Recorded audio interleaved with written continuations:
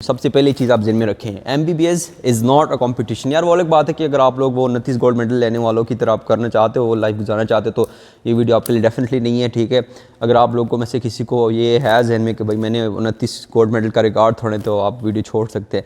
अगर तो आपका ये जहन नहीं है तो फिर we can continue.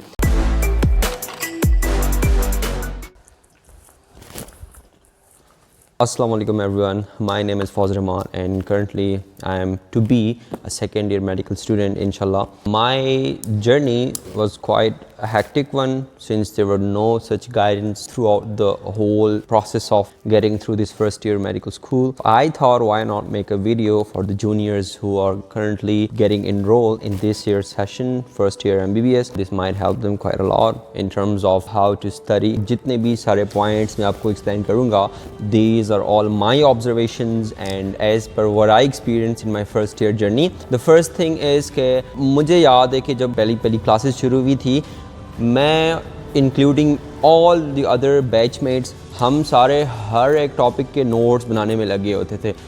For example ma'am कोई टॉपिक पढ़ा रही है, सर कोई टॉपिक पढ़ा रहा है, हम नोट्स उठा के हम लिखे होते थे from A to Z everything. In fact हमें बाद में पता चला कि भाई ना तो आपको टाइम मिलता है उन सारी नोट्स को गो थ्रू करने का दोबारा, और ना ही उनका कोई फ़ायदा होता है, क्योंकि जो आपको जो स्लाइड्स दिखा रहे होते हैं, जिस चीज़ से आप सीख रहे होते हैं, they are already in your book, जिससे आप पढ़ रहे हैं, जिन किताबों से आप पढ़ रहे हैं। So there is no point in noting down every single detail in your notebooks, क्योंकि बाद में आप उनको देखेंगे नहीं, आप उन नोटबुक्स को खोलेंगे नहीं, और मोस्ट इंपॉर्टेंटली उसको ऑलरेडी आपने बुक्स में ही रीड करना है। सो वाई सच अ हसल। अच्छा, दूसरी चीज़ जो कि आई एम प्रीटी श्योर के बहुत सारे लोग इंक्लूडिंग मी या मेरे जितने भी सारे दोस्त हैं उन सबको ये बात अच्छी तरह पता होगी कि इनिशियली स्टार्टिंग दिनों में हम क्या करते हैं कि हम कहते हैं भाई टाइम बहुत ज़्यादा है, अभी चिल कर लेते हैं, फिर बाद में पढ़ेंगे। आई से यू डू चिल आउट, आराम से करो। You guys have been through a very tough situation जिसमें आप लोग पढ़ते रहे हो काफ़ी ऑलरेडी एमडी कैट के लिए, सारा प्रोसेस बहुत हैक्टिक था, but now you are in a zone where there is no competition. सबसे पहली चीज़ आप ज़हन में रखें, MBBS is not a competition, medical life is not that hectic. सबसे पहले ये तो एक मिथ है, एक डिलेमा है कि हम कहते हैं कि भाई मेडिकल स्टूडेंट है बहुत पढ़ता होगा, भाई हम नहीं पढ़ते, सिंपल सी बात है, इतना नहीं पढ़ते।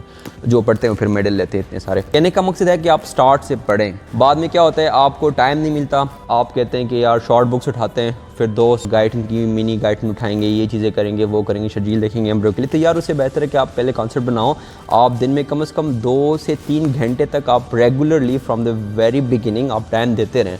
उससे ना तो प्रेशर बिल्डअप होगा और आपको जहन में एक पीस ऑफ माइंड होगा कि भाई जो टॉपिक मैं करने जा रहा हूँ, जब ब्लॉग्स के दिन आएंगे तो you would know this very well in your heart कि मैंने ऑलरेडी इसको पढ़ा है। अच्छा, तीसरी चीज़ ये कि MBBS या BDS की study is all about your power of imagination और योर पावर ऑफ रिटेंशन। जितना आप चीज़ों को अच्छी तरह से इमेजिन कर सकते हैं, जितना आप चीज़ों को जहन नशीन कर सकते हैं, मतलब एक वो होता है ना कि आप कोई इमेज देख लें और आपको अच्छी तरह पता हो कि जिसमें ये इधर था, ये वो इधर था। खासकर एनाटमी पॉइंट ऑफ व्यू से मैं बात कर रहा हूँ कि आपको फिर कल को ऑस्पी आ गई या कोई आपसे पूछे कि अच्छा ये चीज़ किधर थी, कोई आपसे कोई वैन के बारे में पूछें, तो द बेटर यू नो और the better you can retain the image of that particular part, the better it would be for the rest of your journey. This point is very important. अगर आप लोगों ने ख़ुद को Churg साबित नहीं करना है तो ये अभी से मैं आपको टिप दे रहा हूँ, भाई हर एक स्लाइड की पिक्चर्स लेना बंद करें, खुदा का वास्ता है। बाद में आप उन्हीं पिक्चर्स को डिलीट कर रहे होंगे। मैंने खुद किए हैं सारी फ़ोटोज़ डिलीट, को मैं लेता रहा हूँ, no doubt, I admit that. क्या होता है कि भाई अब जब पहले दिन होते हैं हम समझ रहे होते हैं कि यार ये स्लाइड पे जो आ रहे थे कोई इंपॉर्टेंट चीज़ होगी जो कि हमसे मिस ना हो जाए, एंड मोस्ट डेफिनेटली सारों का ये एक माइंड सेट होता है। तो हम पिक्चर लेते हैं, बाद में डिलीट ही कर लेते हैं क्योंकि देखता कोई नहीं है। क्यों? आपकी बुक से वो स्लाइड्स बनी होती हैं। आप गाइडन उठा के देखें, आप जो स्लाइड में पढ़ रहे हैं वो गाइडन से ही, इवन उनके डायग्राम्स ही गाइडन से उठाए होते हैं और उधर रखे होते हैं।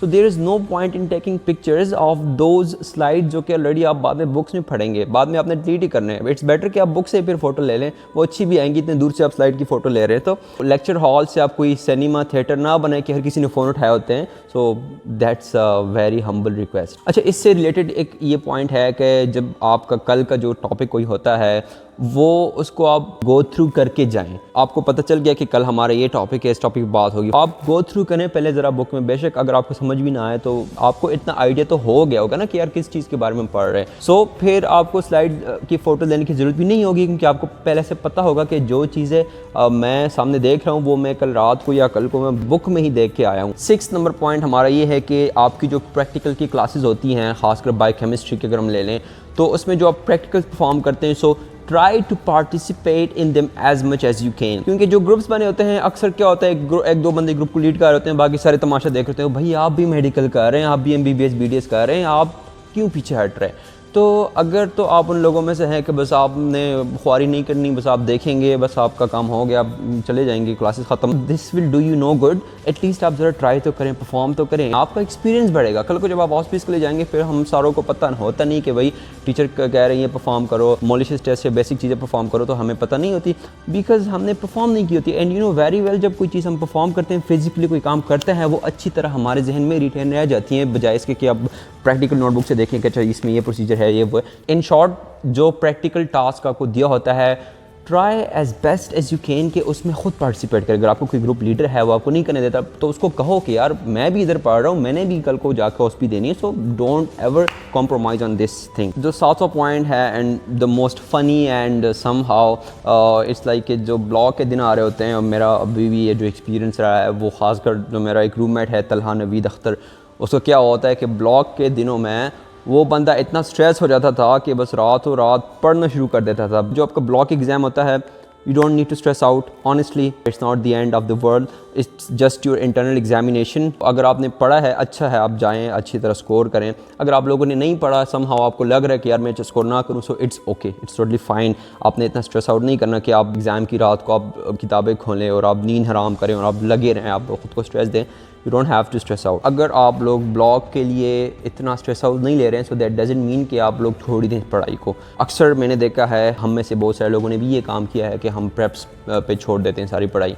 प्रेप्स आएंगी फिर पढ़ेंगे। मैंने जैसे पहले कहा कि आप लोगों ने स्टार्ट से पढ़ना है, सो प्रेप्स पे चीज़ें ना छोड़ें, फिर आप पे बहुत बर्डन आ जाता है। सो स्टार्ट से इसको लगे रहें, करते रहें किसी तरह। अच्छा, एनाटमी जो है आपकी, उसके लिए जो बुक्स होती हैं वो आपकी यूज़ होती है, स्नेल्स एनाटमी होती हैं।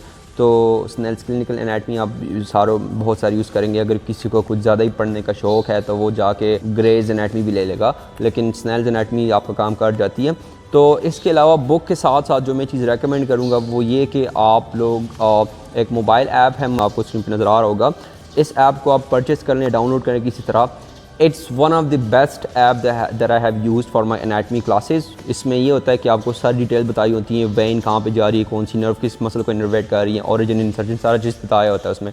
तो आप ये ऐप यूज़ करें। जिस तरह मैंने कहा, आपकी इमेजिनेशन पावर स्ट्रांग होनी चाहिए। तो इमेजिनेशन पावर से स्ट्रांग होती है कि जब आपको कोई चीज़ सामने नज़र आ रही होती है कि अच्छा इधर जा रही है, उधर जा रही है। किताबों में डायग्राम इतने अच्छे नहीं नज़र आ रहे होते हैं। स्नेल के साथ आप लोग एटलिस्ट भी आप ख़रीदेंगे तो एटलिस्ट में आपको और डायग्राम ज़रा अच्छे नज़र आएंगे। साथ में इसके लिए जो चैनल्स मैं आपको रेकमेंड करूँगा वो एक है TCML, कोई इंडियन टीचर है काफ़ी अच्छा, और अदील बंदूक नाम से भी एक टीचर है, बहुत अच्छी तरह, वो भी खासकर एनाटमी के हवाले से बहुत अच्छा एक चैनल है, तो आप वो भी डेफिनेटली रेकमेंड करूँगा। फिजियोलॉजी के लिए आप लोग इस तरह करें कि पहले आप टॉपिक को गो थ्रू करें। फॉर एग्जाम्पल ECG का टॉपिक है, समझ नहीं आ रहा, don't worry, at least go through the whole topic. फिर बाद में अगर फिर भी आपको समझ नहीं आ रही तो फिर आप जाके डॉक्टर नजीब की वीडियो देख सकते हैं। लेकिन मैं रेकमेंड करूँगा पहले आप उस टॉपिक को पढ़ें। आप जितना खुद से उसको कंसेप्ट बनाने में अगर आपको मदद हासिल हो रही है सिर्फ बुक को रीड करने में, तो that would be very good for you. Otherwise अगर आप टॉपिक पढ़ के भी आपको समझ नहीं आ रही तो definitely you can take help from different channels on YouTube. जिस तरह डॉक्टर नजीब का जो चैनल है, definitely it's one of the superior. और अक्सर लोग इंक्लूडिंग मी क्लासेस के वाले से काफ़ी कॉन्शियस होते थे कि यार क्लासेस मिस हो रही हैं और ये और है वो। मैं नहीं कह रहा हूँ कि आप क्लासेस ना लें, लेकिन अगर आपको क्लासेस इस वजह से लेनी है कि आप कोई कुछ चीज़ें गेन करेंगे, सो भूल जाएं। आप क्लासेस में आप कुछ गेन नहीं करते। Classes are mainly to balance your attendance. So अपनी अटेंडेंस को बैलेंस में रखें, 75% से कम ना है, खासकर KPK के लिए। बस उसके लिए क्लासेस आप लोगों ने नहीं छोड़नी, आपने प्रॉक्सीज लगानी है, जो भी करनी है, लेकिन एटलीस्ट क्लासेस लें ताकि आपकी अटेंडेंस कम ना आए। किताब से पढ़ के आप वैसे भी कर लेंगे। सो क्लासेस में अगर कुछ से में नहीं आ रहा, so it's fine. 12th number जो पॉइंट है वो ये कि आप किसी टॉपिक को जितनी अच्छी तरह बार बार रिवाइज रिवाइज़ कर सकते हैं उतना ज़्यादा करें। जितना एक टॉपिक को आप 3-4 दफ़ा या मे बी जितनी दफ़ा आप कर लेते हैं तो उतना आपको उस टॉपिक की कॉन्फिडेंस आ जाता है। आपको पता होता है कि यार ये टॉपिक मैंने पहले भी पढ़ा था, अगर पहली दफ़ा समझ नहीं आया तो दोबारा मैं पढ़ लूँ, तीसरी दफ़ा मैं पढ़ लूँ। और जब वापस आ रहे हो तो किसी स्पेसिफिक टॉपिक को जिसकी आपकी समझ नहीं आ रही थी उसको आप दोबारा से रीड करें तो आपको कॉन्फिडेंस होगा कि इसको मैंने पहले भी पढ़ा था, बजाय इसके कि आप सिर्फ एक दफ़ा रीड करें वो भी प्रेप्स में और फिर आप एग्ज़ाम के लिए जाएँ और आपको पता हो कि अरे तो मैंने एक दफ़ा रीड किया था, इसकी मुझे क्या समझ आएगी। तो फिर इससे अच्छा है कि आप ऑलरेडी अच्छी तरह इस पूरे साल में किसी टॉपिक को ज़्यादातर रिवाइज़ करें ताकि वो आपको एक प्लस पॉइंट, एक बेनिफिट दें। द मोस्ट इंपॉर्टेंट थिंग जो कि आप लोगों को फेस होगी कि आपको बहुत सारी चीज़ें ऐसी होंगी जो कि आपके दिमाग में याद नहीं रहेंगी, आपसे भूल जाएंगी। हम सब के साथ ऐसा होता है। देखें, it's normal, you have to accept it. MBBS और BDS syllabus is very large, it is not limited course just like FSC। So चीज़ों का भूल जाना ऐसा नहीं कि आपके साथ हो रहा है, हम सब के साथ होता है, टॉपर्स के साथ भी होता है। So just try to get your hands on revisions as much as possible and try to understand thing in a conceptual way rather than stuffing things into your mind। इसी से रिलेटेड यही बात है कि FSC में जो हमारा course था वो लिमिटेड था, हमें एक पता था कि इसी दायरे के अंदर हमारा सब कुछ आ रहा है। MBBS में या BDS में क्या होता है कि आपका कोर्स बहुत एक्सपेंड हो जाता है। आप जो किताबें पढ़ते हैं गाइटन या ये चीज़ें जो स्नेल जो होती हैं ये हमारे लेवल की होती भी नहीं। आप अगर यूँ समझे कि FCPS लेवल पे भी आप यूज़ कर सकते हैं, तो आप इस तरह ना करें कि आप गाइडेंस सारी आनी है, आप सारी गाइडेंस को ज़िम्मे रखेंगे। That is quite next to impossible। It's all about getting the net gain out of a topic and not retaining every single pinpoint of the topic। और इस वीडियो के लिए जो लास्ट पॉइंट है वो ये कि हिस्टो स्लाइड्स के लिए आप हिस्टोलॉजी के लिए आप लोग डाइफोर यूज़ कर सकते हैं। आप सीनियर से पूछें तो आपको बता देंगे कि अच्छा ये डाइफोर है तो आप वो यूज़ कर लें, उसमें स्लाइड्स थोड़ी आपको अच्छी नज़र आएंगी। द अदर थिंग इज़ कि यार देखो, चिल करो, इंजॉय करो। ये वीडियो थोड़ी मैंने सीरियसली से बनाई है, इसमें मैंने ज़्यादा कोई शुगल नहीं किया, मुझे पता था कि ये ज़रा स्ट्रेट फॉरवर्ड होनी चाहिए। बाकी इंशाल्लाह आप मुझे बताएं कि मैं किस टॉपिक पे वीडियो बनाऊं, खासकर जो फर्स्ट ईयर MBBS है उनकी तरफ से अगर कोई ऐसा कन्फ्यूजन हो so definitely let me know. And तब तक के लिए मैं इजाज़त लेता हूं एंड फ़ी अमान अल्लाह, see you in the next one.